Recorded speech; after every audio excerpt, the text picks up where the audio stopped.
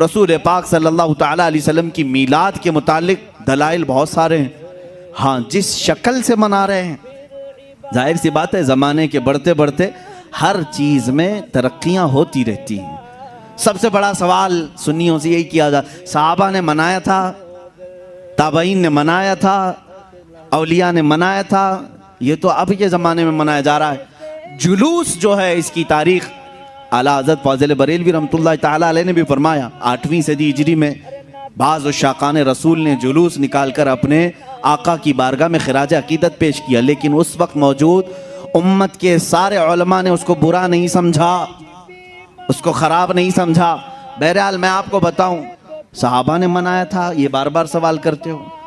تابعین نے منایا تھا، ارے میاں وہ تو روز مناتے تھے میرے آقا کی میلاد، تم تو 12 ربیع الاول سال میں ایک بار کر رہے ہو. صحابہ روز مناتے تھے. میلاد کا مطلب کیا ہے؟ جاؤ پوچھو. حسان بن ثابت ہمیشہ کہتے تھے وَأَحْسَنُ مِنْكَ لَمْ تَرَ قَطُّ عَيْنِي وَأَجْمَلُ مِنْكَ لَمْ تَلِدِ النِّسَاءُ. یہی تو میلاد مصطفیٰ ہے. اے رسول، آپ سے زیادہ حسین میں نے کسی کو دیکھا نہیں، آپ سے زیادہ خوبصورت کسی ماں نے جنا نہیں. یہ تو صحابہ میلاد نہیں منا رہے ہیں. صحابہ کرام حضور اکرم صلی اللہ تعالیٰ علیہ وسلم کے قصیدے پڑھتے تھے. اب آؤ ہجرت کا وہ واقعہ تو سنو ذرا. اللہ کے حبیب صلی اللہ تعالیٰ علیہ وسلم جب تشریف لا رہے تھے مکہ سے مدینہ طیبہ، 14 دن تک مدینے والوں نے انتظار کیا ہے. تم 11 روز سے انتظار کر رہے ہو 12ویں شب آئے گی. مدینے والے 14 دن تک. جیسے ہی حضور مکہ سے نکل چکے خبر ہوئی، مدینے کے سارے لوگ ٹیلوں پر جا کر کھڑے ہوتے تھے اور انتظار کرتے تھے کہ وہ نور والا کب تشریف لا رہا ہے، رسول پاک صلی اللہ تعالیٰ علیہ وسلم کب آ رہے. مدینے والوں نے، بہت سارے لوگوں نے دیکھا نہیں تھا، دیکھنے کی تڑپ تھی. مجھے بتاؤ، آج آپ میلاد کی گھڑی کے انتظار میں بیٹھے ہوتے ہیں ادب سے، یہ انتظار ہے؟ یہ مدینے والوں کی سنت ہی تو ہے. وہ 14 دن تک انتظار کی آمد مصطفیٰ کا. اور جس وقت رسول پاک کی آمد ہوئی، اب حدیثوں میں ہے، بخاری شریف بھی پڑھو آپ، مسلم شریف بھی پڑھو، حدیثوں میں موجود ہے. فرمایا رسول کریم صلی اللہ تعالیٰ علیہ وسلم جیسے ہی قبا کی چوٹیوں سے نظر آنے لگے، جتنے مدینے میں حبشی تھے وہ اپنے نیزے نکالے، ڈھال نکالے، اور اپنا مخصوص جو ان کا رقص ہوتا تھا اس سے وہ رقص کرنے لگے. ڈھالوں پر اپنے نیزے مار مار کر کہتے تھے محمد عبد صالح، محمد عبد صالح. یہ الفاظ تھے حبشیوں کے. اور اس کے بعد بنو نجار خاندان تھا، اس خاندان کی ساری بچیاں اپنے ہاتھوں میں دف لے کر کے آئیں، یوں کہتی تھیں طلع البدر علینا من ثنیات الوداع وجب الشکر علینا ما دعا للہ داعی.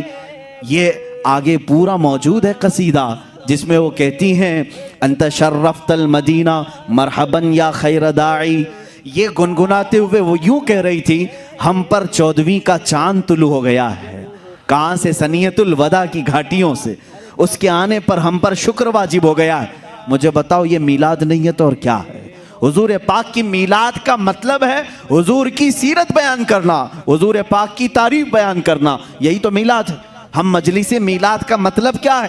صرف 12ویں شب کو منانا یہی نہیں، سال بھر جب بھی آپ میرے آقا کے تذکرے کریں گے ہم اس کو میلاد مصطفیٰ ہی کہتے ہیں.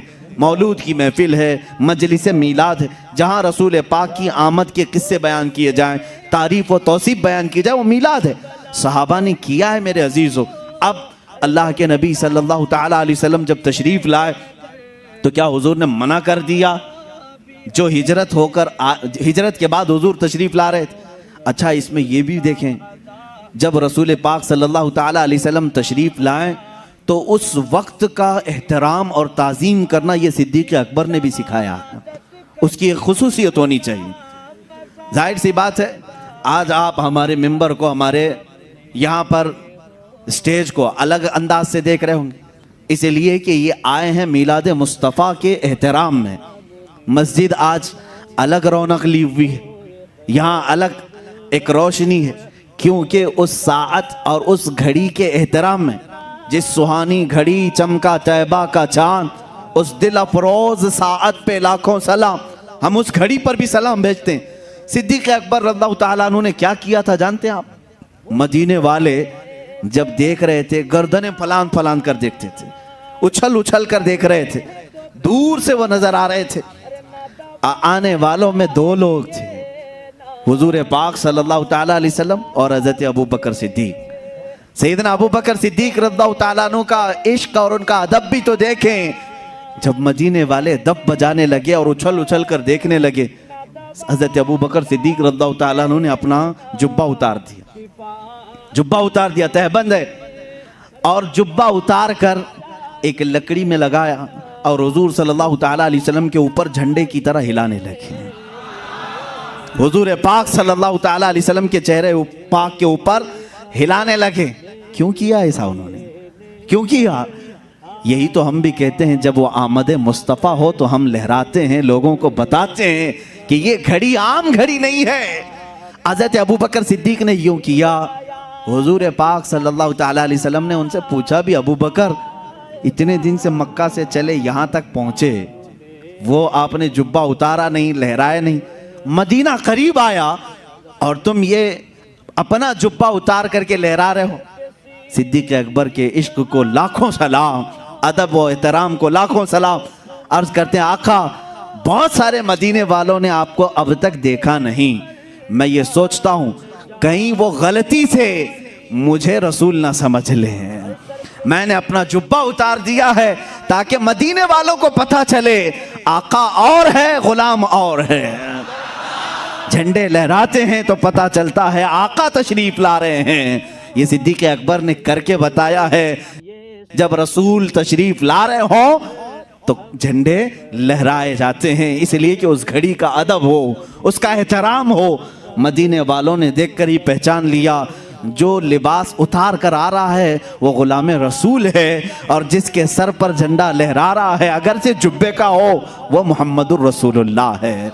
मेरे आका सल्लल्लाहु ताला अलैहि वसल्लम के आने का अदब व एहतराम मदीने वालों ने भी किया था। अब मैं ये कहता हूँ कि जिसे मदीने वालों की खुशकिस्मती मिली वो मेरे आका की मिलाद मनाएगा और मदीने वालों में उसका हशर भी होगा, क्योंकि मेरे आका ने फरमाया है, मन तशब्बह बिकौमिन फहुवा मिनहुम, जो जिस कौम की आदत को अपनाएगा दुनिया में, क़यामत के दिन वो उसी कौम के साथ उठाया जाएगा।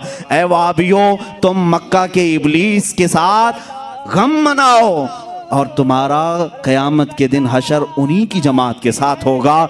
हम आज कुमकुमे भी लगाएं, झंडे भी लहराएं, 12वीं शब को अलल ऐलान कहें कि आई नई हुकूमत, सिक्का नया चलेगा, आलम में रंग बदला, सुबह शबे विलादत, हम इस फ़ख्र के साथ कहेंगे, इसलिए कि मदीने वाली कौम के तरीके पर हमने किया है। और रसूल ने फरमाया, जो जिस कौम की मुशाबहत करता है क़यामत के दिन वो उसी के साथ उठाया जाएगा। फ़ख्र करो, क़यामत के दिन इंशाअल्लाह हम सब मदीने वालों के साथ उठाए जाएंगे।